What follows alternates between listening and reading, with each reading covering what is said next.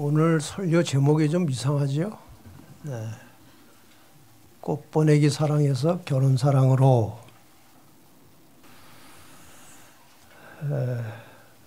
아마 어떤 분들 생각에 저하고는 어울리지 않는 제목이라고 생각할지 모르겠습니다. 제가 꽤 오래전에 미국의 서부 야행에 이제 강사로 초청을 받아서 갔는데 저에게 부탁한 제목이 예언과 역사 이제 그런 거예요. 저는 그런 강의를 하도 많이 해서 그런지 사람들이 저는 그것밖에 못하는 사람인 줄 아는 것 같아요. 그래서 제가 야행에 시작하면서 내 다른 것도 할 수 있는데 왜 난 이것만 시키냐고 내가 우스갯소리를 한 적이 있어요. 어쨌든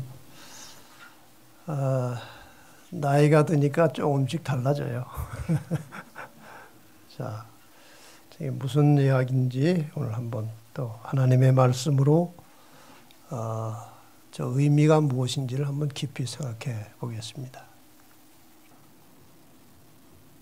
우리가 잘 아는 이사야 49장 15절의 말씀을 보시면 여인이 어찌 그 젖먹는 자식을 잊겠으며 자기 태에서 난 아들을 긍휼히 여기지 않겠느냐. 그들은, 그 여인들은 혹시 그 자식을 잊을지라도 나는 하나님께서는 너를 잊지 아니할 것이라. 어머니가 자식을 사랑하는 것보다 하나님이 나를, 우리를, 사람을 사랑하시는 사랑이 더 크다는 것이죠. 어떤 한 남자가 한 여자를 사랑하게 되었습니다. 그런데 그 여자는 그 사실을 모릅니다. 이 남자가 이제 혼자 마음에 들어서 사랑을 하게 되었어요. 이 남자가 어떻게 그 여자의 주소를 알아가지고 꽃을 보내기 시작했습니다. 꽃. 자주 그 여자 집에 이 남자가 꽃을 보냈어요. 근데 그 사랑을 하는데 꽃만 보내는 것으로 다 됩니까? 꽃만 계속 보낸다고 사랑이 되는 것입니까? 그래서 얼마의 기간이 지난 다음에 편지를 쓰기 시작했습니다. 애절한 사연이 담긴, 사랑의 사연이 담긴 편지를 그 여자에게 보내기 시작했습니다. 많게는 한 주일에 2-3통씩 보냈습니다. 편지를 열심히 보냈어요. 근데 편지만 가지고 됩니까? 보고 싶은 거예요. 그래서 어떻게 사정해가지고 첫 번 만남이 이루어졌고 처음에 만나고 나니까 이제 됐답니까? 또 보고 싶어집니까? 또 보고 싶어지는 것입니다. 또 만나고 또 만나고 그렇게 만나다 보니까 또 무슨 생각이 들어요? 같이 살고 싶은 거예요. 헤어지기가 싫은 거예요. 살고 싶어졌어요. 그런데 결혼을 하려고 하니까 이 여자가 그동안 못하던 이야기를 털어놨는데 자기는 백혈병 환자라는 거예요.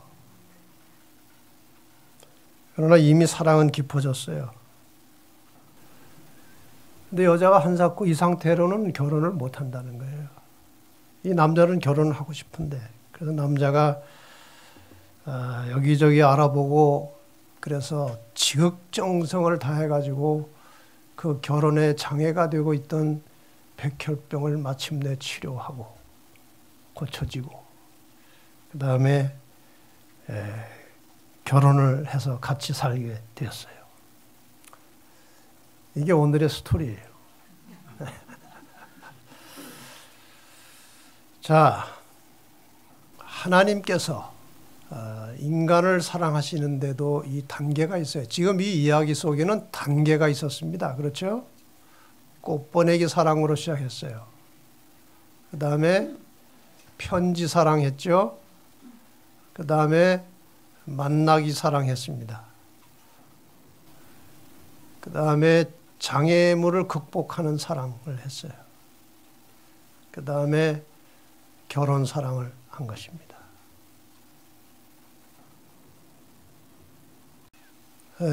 하나님의 꽃보내기 사랑. 하나님께서는 인간을 창조하기 전에 먼저 꽃을 보내셨어요. 많은 것들을 만들어 주셨습니다. 그 중에 인간들에게 가장 기쁨을 주는 하나님의 창조물 중에 하나는 꽃이에요.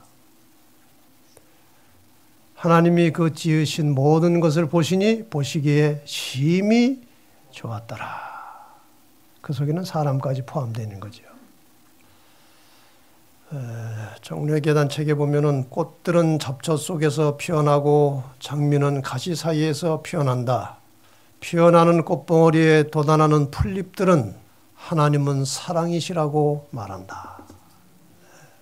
예쁜 새들이 행복하게 부르는 노랫소리는 하나님은 우리의 아버지라고 지적인다.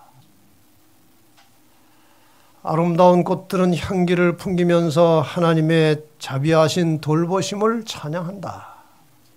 저게 다 하나님께서 인간들에게 주신 선물이에요. 사람에게 보라고 주신 선물들이에요. 숲속의 키 큰 푸른 나무들은 하나님께서 당신의 자녀들을 행복하게 해주시기를 원하신다는 사실을 우리에게 깨닫게 해준다.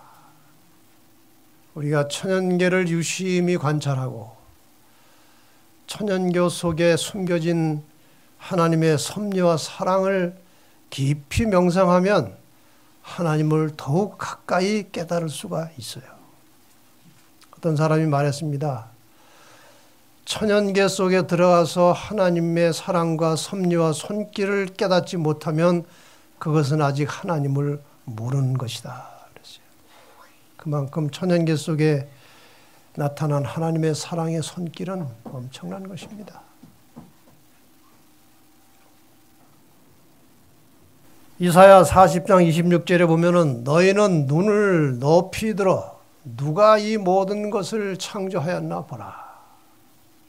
여러분, 하나님께서 우리에게 꽃을 보내시고 우리에게 사랑을 표현하고 계십니다. 꽃을 보내셨어요. 여러분, 앞으로 꽃을 예사로 보지 마시고 하나님이 보내신 사랑의 선물로 보시기를 바랍니다. 그 속에 하나님의 섭리가 들어있어요.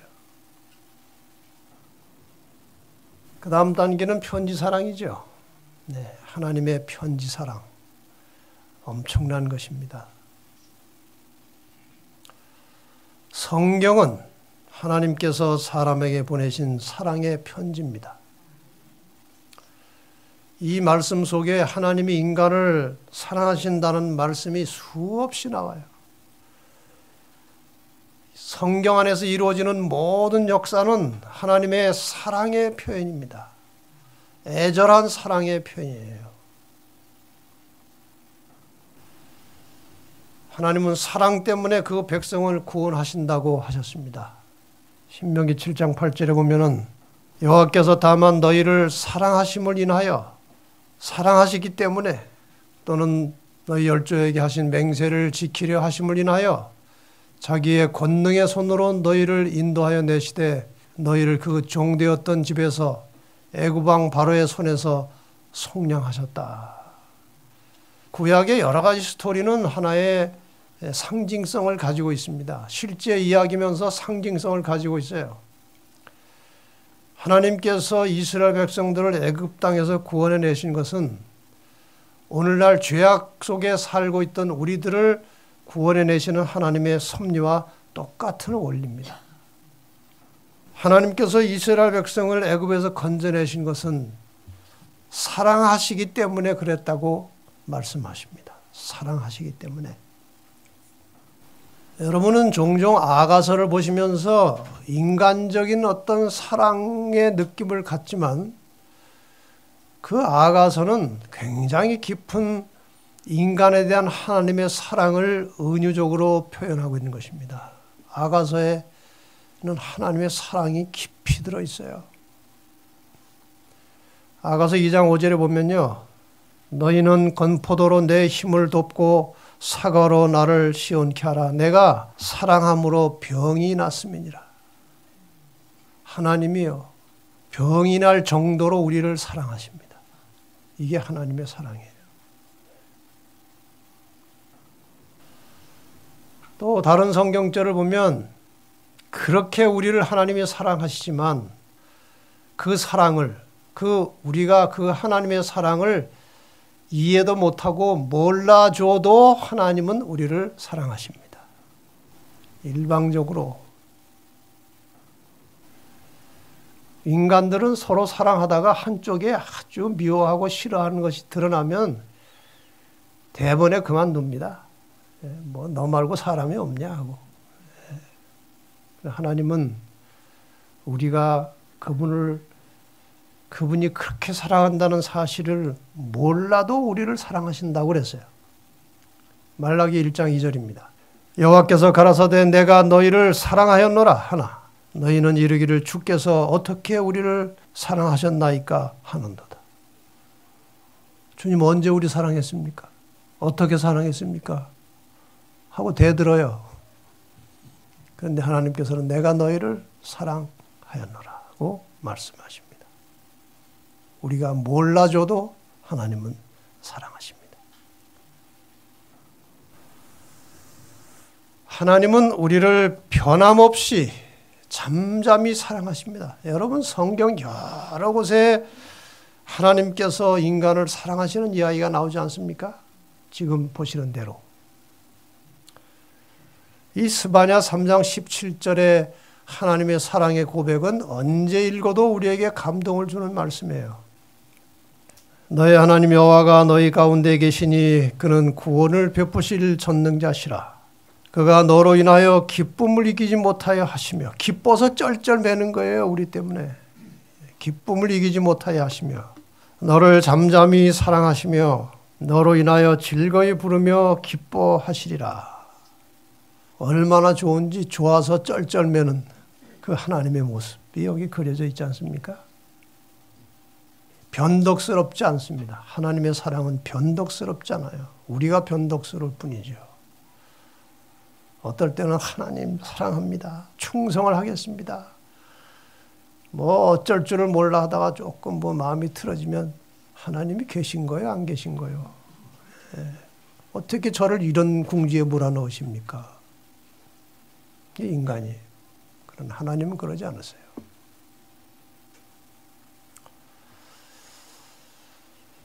서두에 읽은 말씀처럼 하나님은 어머니가 자식을 사랑하는 것보다 우리를 더 사랑하십니다.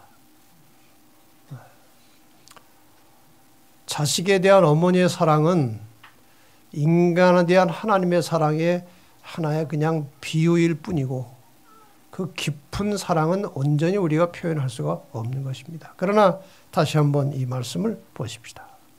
여인이 어찌 그 젖 먹는 자식을 잊겠으며 자기 태에서 난 아들을 긍휼히 여기지 않겠느냐. 그들은 혹시 잊을지라도 나는 너를 잊지 아니할 것이라. 어머니가 자식 잊어버릴 때가 있어요, 없어요? 많아요. 애기 옆에 두고 친구하고 열심히 얘기할 때 보면요. 애기 생각 하나도 안 하고 그냥 친구한테 정신이 팔려 있어요.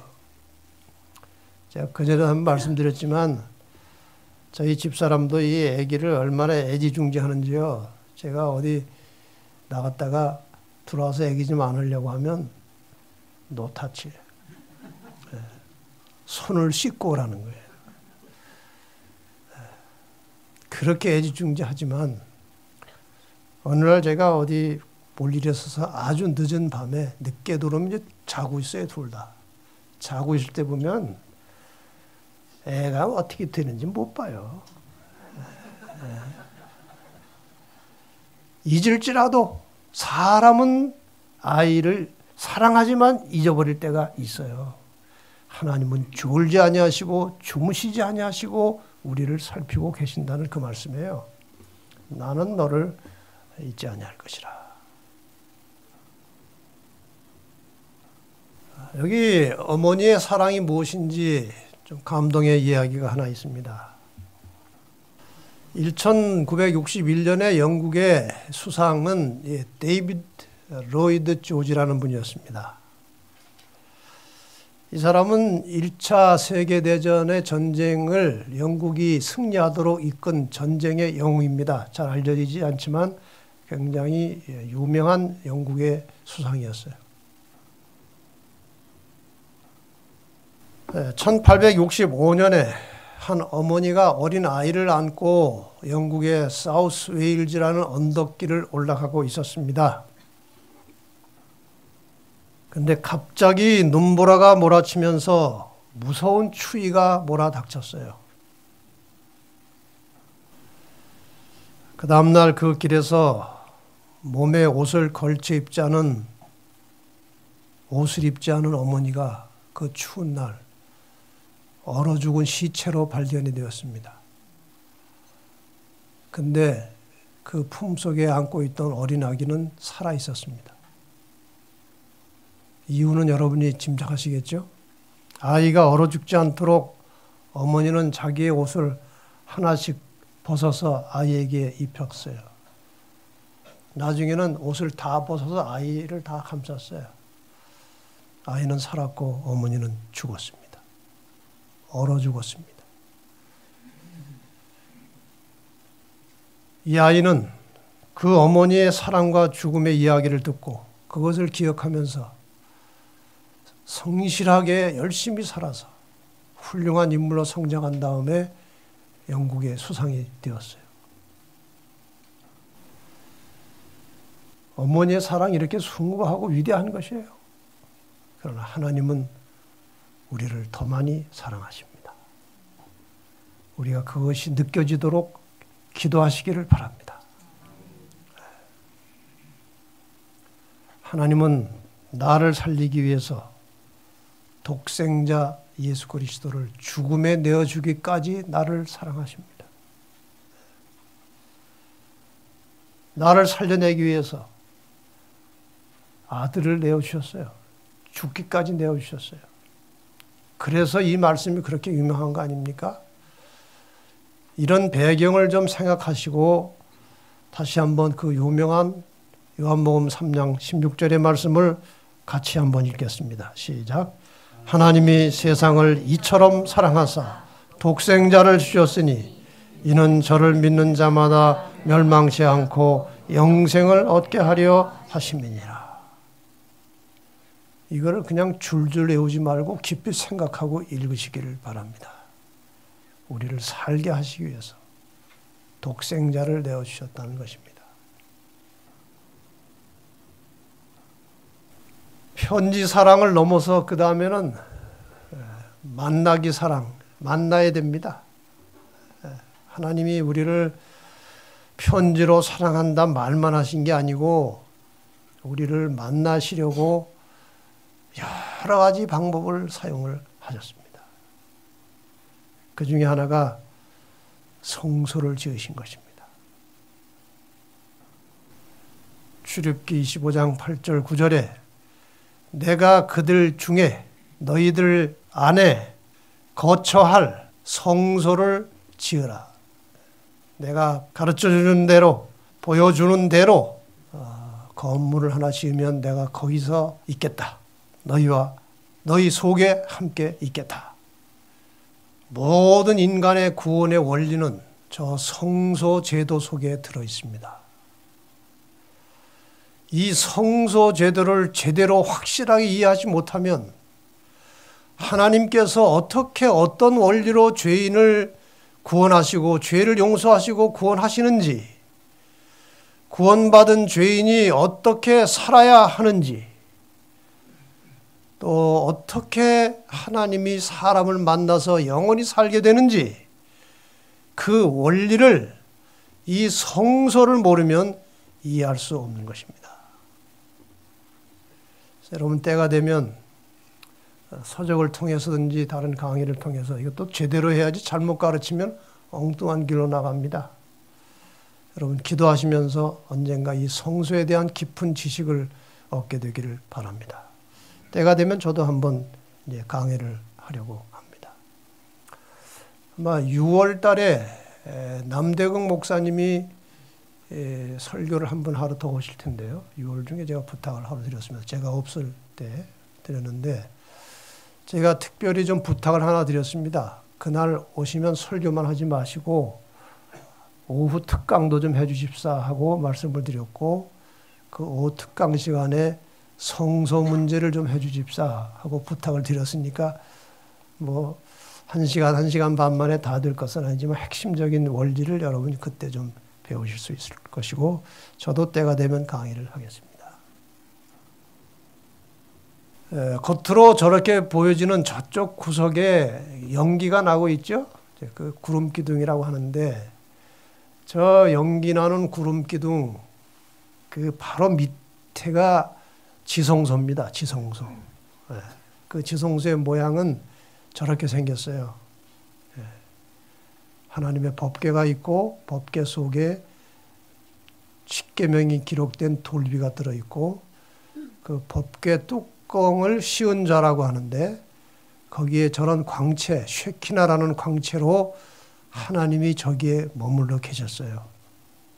내가 그들 중에 거할 성소를 지으라 할 때는 바로 저 의미예요. 내가 여기 있겠다 하는 거예요. 너희가 나를 직접 보진 못하지만 저 구름 기둥이 피어오를 때마다 그 밑에 내가 존재하고 너희와 함께 있다는 사실을 깨닫고 잊어버리지 말라는 거예요. 같이 있고 싶은 거예요. 그래서 출애굽기 29장 42절에 보면 이 성소와 관련해서 이런 말씀이 나옵니다. 이는 너희가 때들어 여호와 앞 회막문에서 늘 드릴 번제라. 내가 거기서 너희와 어떻게 하고 만나고 내가 너희를 만나겠다는 거예요. 출애굽기 30장 6절에도 그 단을 증거궤 위 속죄소 곧 맞은편 곧 증거궤 앞에 있는 장 밖에 두라. 그 속죄소가 바로 그 지성소 뚜껑 위가 속죄소예요. 내가 너희를 만날 곳이며 거기 하나님이 존재하셨기 때문에 내가 거기서 너희를 만나겠다. 왜 직접 만날 수가 없습니까? 죄 때문에 그래요. 죄를 가진 인간이 하나님을 직접 뵈면 하나님은 죄를 절대로 용납할 수 없기 때문에 충돌을 일으켜서 그냥 인간이 죽어버려요. 그래서 저런 방법을 통해서라도 하나님이 사람 속에 사람 중에 계시겠다고 하셨는데 갑갑한 거예요. 직접 보고 싶은 거예요. 그렇지 않겠습니까? 그래서 아기로 변신을 해서 오신 거예요. 그래서 때가 참에 이 때가 참에는 뭐 여러 가지 의미가 있겠습니다만은 그냥 역사적으로 때가 참에라는 의미도 있겠지만 정서적으로 보면은 참다 못해서 못 견뎌서 보러 오신 겁니다. 때가 참에 하나님이 그 아들을 보내사 여자에게서 나게 하셨다고 말씀하셨는데 이 의미를 보시면 처녀가 잉태해 아들을 낳을 것인데 그 이름을 임마누엘이라 하리라 하셨으니 이를 번역한즉 하나님이 우리와 함께 계시다. 하나님이 우리를 만나셨다 그 말이에요. 만남의 사랑이 이루어진 거 아닙니까? 만남의 사랑. 만났어요.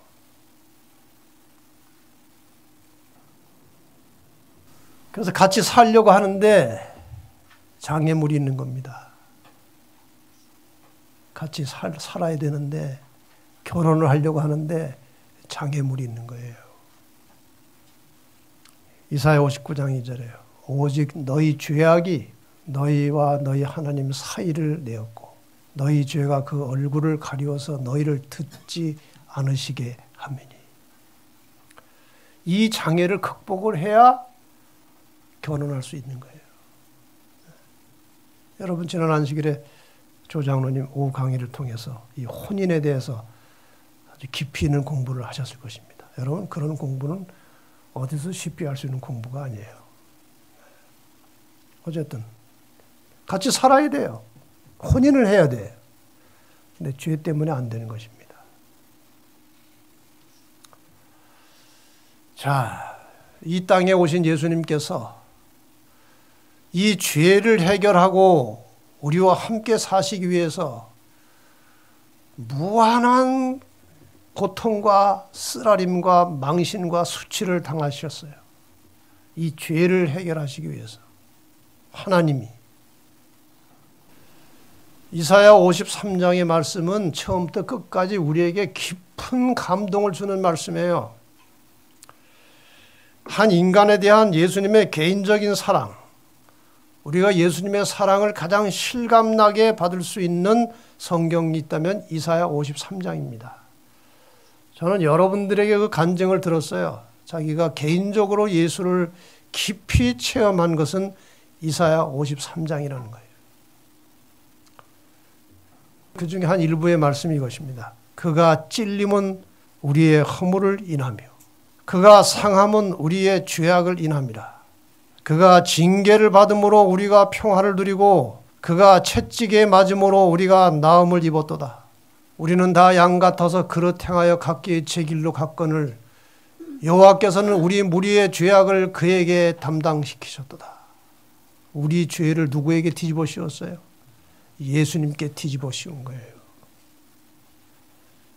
우리의 장애를 극복해 주시고 우리의 장애를 해결해 주시고 우리와 함께 혼인관계에 들어가서 함께 사시기 위해서 저런 고초와 고난과 모욕과 수치를 받으시면서 예수님께서는 십자가에 돌아가심으로 우리 죄를 대신 뒤집어 쓰시고 우리의 죄를 장애를 해결해 주신 것입니다.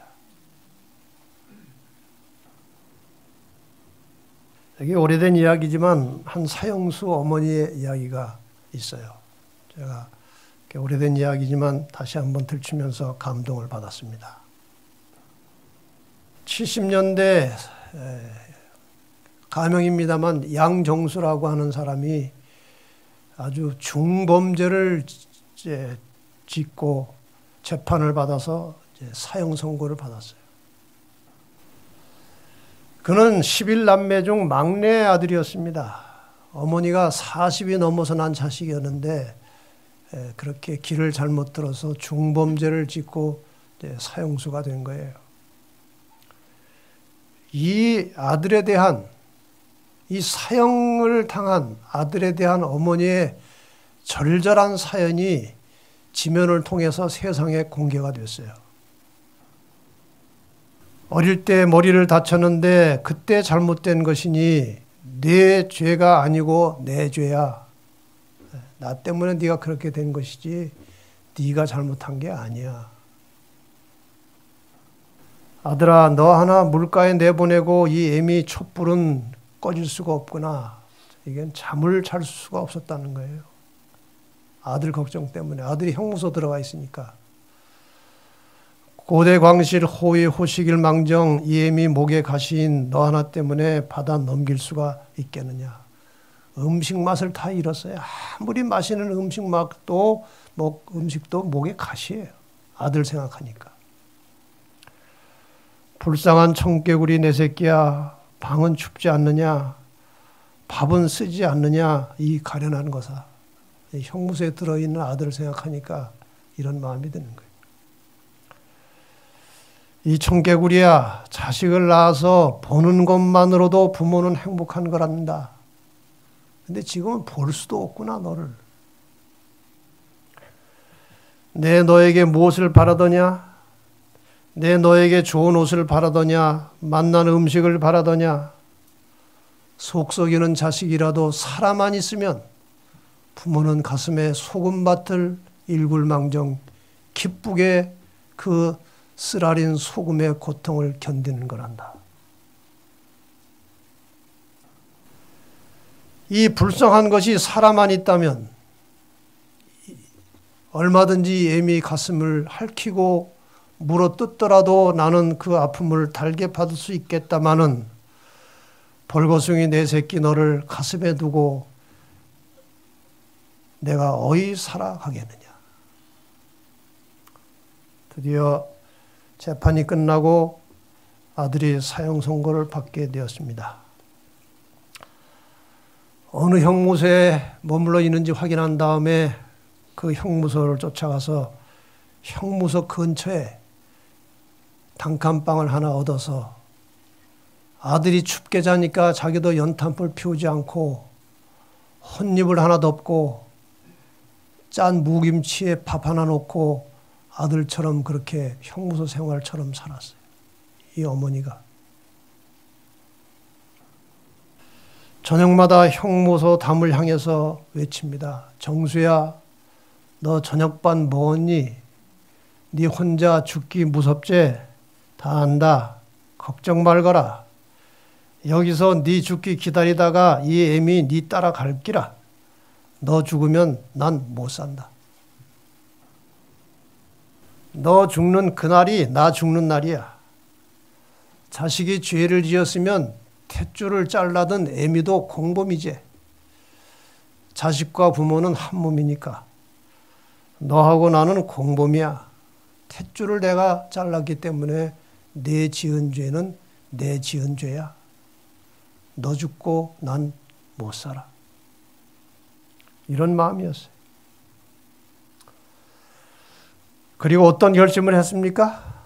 어머니는 아들이 죽으면 시신을 받아서 화장을 한 다음에 그 죄에 꿀을 묻혀서 새들에게 먹인 다음에 자신도 자결해서 같이 죽기로 작정을 했습니다. 같이 죽기로. 그리고 자식이 못다한 착한 일을 자신이라도 하겠다고 동네 돌아다니면서 굳은 일을 다 했습니다. 이 할머니가. 이런 어머니의 사연을 듣고 한 스님의 그 지도로 5천여 명이 모여서 서명을 하고 이 사형수 구명운동을 하게 됐습니다. 5천 명의 명단을 들고 법무부 장관을 찾아가서 이 어머니의 사정을 호소했어요. 이런 상황이라고. 그랬더니 무슨 판결이 나오는지 아십니까? 형은 감하지 못하지만 사형 시간을 연장해서 어머니가 죽기까지 사형 보류 명령을 내렸습니다. 같이 죽으면 안 되니까. 당시 박 대통령이 마지막 취임하면서 이 사형을 무기수로 감형을 해줬어요. 그 후에 아들은 18년 동안 감옥에 갇혀 있었고 그 18년 후에 어머니 나이는 87세였는데 그때 세상을 떠났습니다. 이 어머니는 너무나 많이 울어서 눈이 멀었어요. 눈먼 상태로 죽은 것입니다. 마지막 눈먼 상태로 면회를 갔습니다. 손으로 창살을 통해서 손을 집어넣고 얼굴을 만졌습니다. 내 아들을 창살 안에 가두어 놓고 떠나니 내 어이 편히 눈을 감을 수 있으리. 정수야, 이 불쌍한 것을 따뜻한 게 한 번 안아주지도 못하고 떠나는구나. 내 손으로 뜨거운 국 한 번 못 끓여주고 아들아, 과거의 죄를 씻고 새 모습으로 태어난 내 모습을 보려고 이때껏 이 모진 목숨 끌고 왔건만 이제는 눈이 멀어 너를 볼 수도 없구나. 꼭 한 번만이라도 안아보고 싶건만. 이게 마지막 말이었어요. 그 후에 어머니는 세상을 떠났습니다. 만약에 이 어머니가 법정에서 아들 대신 어머니가 죽으라고 하면, 그러면 아들을 살려 죽인다고 하면 죽었겠어요? 안 죽었겠어요? 죽고도 남지요. 이런 마음이에요. 그런데 로마서 5장 8절에 보면은 우리가 아직 죄인 되었을 때 그리스도께서 우리를 위하여 죽으심으로 하나님께서 우리에 대한 자기의 사랑을 확증하셨느니라. 이게 하나님의 사랑이라는 거예요. 사랑은 죽음보다 강한 것. 우리가 이 말을 잘 알고 있습니다. 사랑은 죽음보다 강한 것이에요. 근데 저는 아까 그 어머니의 이야기 대목 가운데 이 대목이 상당히 제 마음에 남아 있었어요. 과거의 죄를 씻고 새 모습으로 태어난 내 모습을 보려고 이때껏 이 모진 목숨을 끌고 왔건만 그 모습을 못 봤다는 것입니다. 저는 이 말을 어떻게 좀 적용을 해봤는가 하면요. 하나님께서는 우리가 죄를 뉘우치며 회개하고 거듭난 모습으로 태어나 그리스도인답게 살아가는 모습을 보려고 십자가에서 목숨을 버리셨건만 오늘 우리에게 그러한 모습이 보이지 않는다는 것입니다. 자, 우리를 그렇게 사랑하시는 하나님께서 우리와 함께 사시기 위해서 장애가 되는 죄를 해결해 주셨습니다. 그분이 대신 죽음으로 죄를 해결하시고 우리와 함께 사시려고 기다리고 계십니다. 이제 하나님이 우리와 영원히 함께 사는 마지막 사랑을 잠깐 말씀을 나눕시다. 인간 사랑의 결론은 함께 사는 것입니다. 그러나 하나님 사랑의 결론은 영원히 함께 사는 것입니다.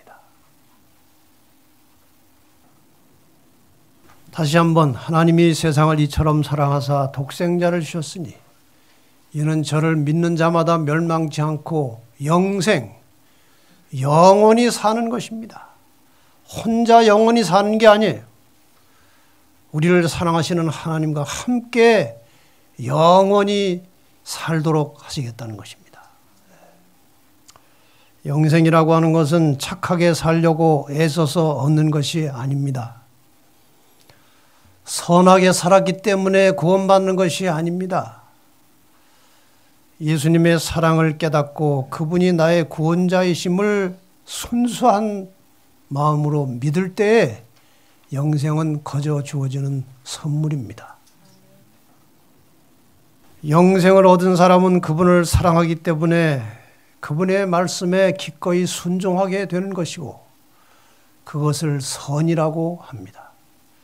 하나님께서는 그런 사람들과 함께 영원히 살기를 원하시는 것입니다. 그런 사람들을 하나님께서는 기다리셔요. 예수님께서 이 땅에 계시는 동안에 이미 말씀하셨습니다. 너희는 마음에 근심하지 말라. 하나님을 믿으니 또 나를 믿으라. 내 아버지 집에 거할 것이 많도다. 내가 너희를 위하여 처소를 예비하러 가는데 가서 너희를 위해서 처소를 예비하면 내가 다시 와서 너희를 내게로 영접하여 나 있는 곳에 너희도 있게 하리라. 이게 같이 살겠다는 거 아닙니까? 나 있는 곳에 너희도 있게 하리라. 같이 살겠다. 예수님께서 재림하시는 장면이 데살로니가전서 4장 16절 17절에 생생하게 나옵니다. 주께서 호령과 천사장의 소리와 하나님의 나팔로 친히 하늘로 쫓아 강림하시리니 그리스도 안에서 죽은 자들이 먼저 일어나고 부활하고 그 후에 우리 살아남은 자도 저희와 함께 죽었다가 부활한 성도들과 함께 구름 속으로 끌어올려 공중에서 주를 영접하게 하시리니 그리하여 우리가 항상 주와 함께 있으리라. 같이 사는 거 아닙니까? 영원히 같이 사는 것이 하나님의 소원이고 하나님의 사랑이에요. 그래서 계시록 19장 9절에 이렇게 말씀하십니다. 천사가 내게 말하기를 기록하라. 어린 양의 혼인잔치에 청함을 입은 자들이 복이 있도다. 예수 그리스도와 결혼하게 된 모든 성도들이 복이 있다는 것입니다. 그분과 함께 영원히 살게 될 성도들이 복이 있다는 것입니다. 그 후의 말씀은 뭡니까? 또 내게 말하되 이것은 하나님의 참되신 말씀이라. 하나님의 말씀은 다 참이십니다. 진리십니다. 근데 여기에다가 참되신이라는 말을 덧붙여 놓은 것은 굉장히 중요한 의미가 있는 것입니다. 여러분 이 말씀을 믿으시기를 바랍니다. 참되신 말씀. 우리가 다 이 마지막 구원의 날 이 어린 양의 혼인잔치에 청함을 입고 들어가서 영원히 그분과 함께 살게 되기를 바랍니다. 그리고 그 혼인 예식이 끝나면 계시록 21장 3절 4절의 말씀이 울려 퍼질 것입니다. 우리 같이 한번 읽을까요? 시작.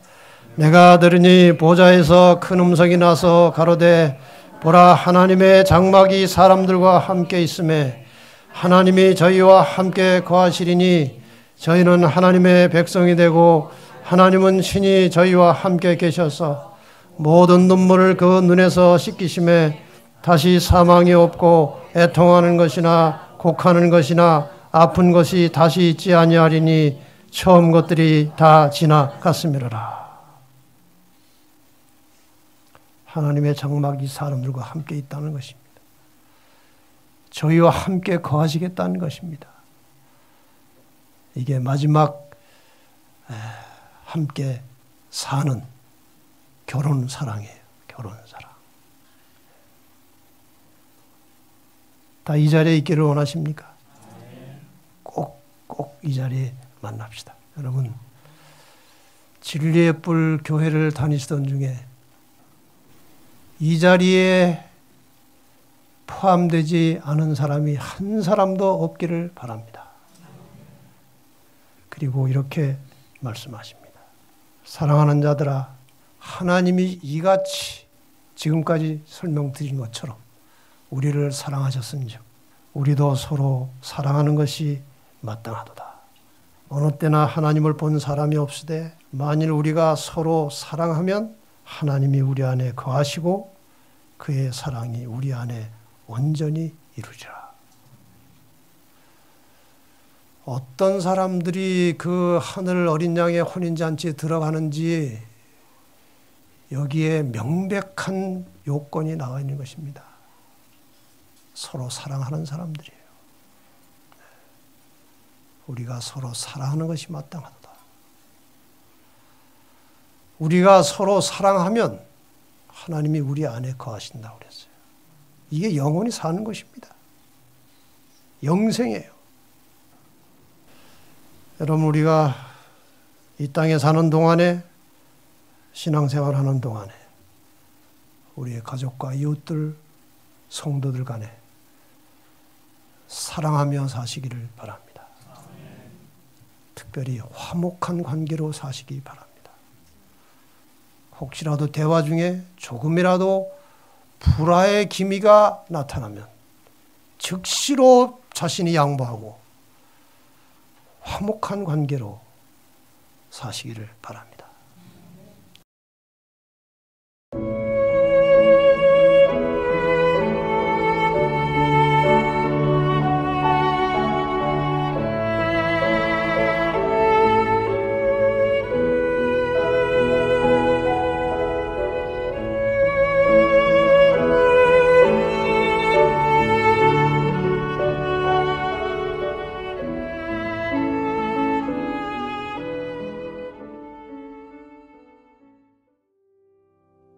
채널7은 진실하고 정직한 마음으로 성경의 진리를 찾고 있는 소수의 기독교인들을 위한 유튜브 방송입니다.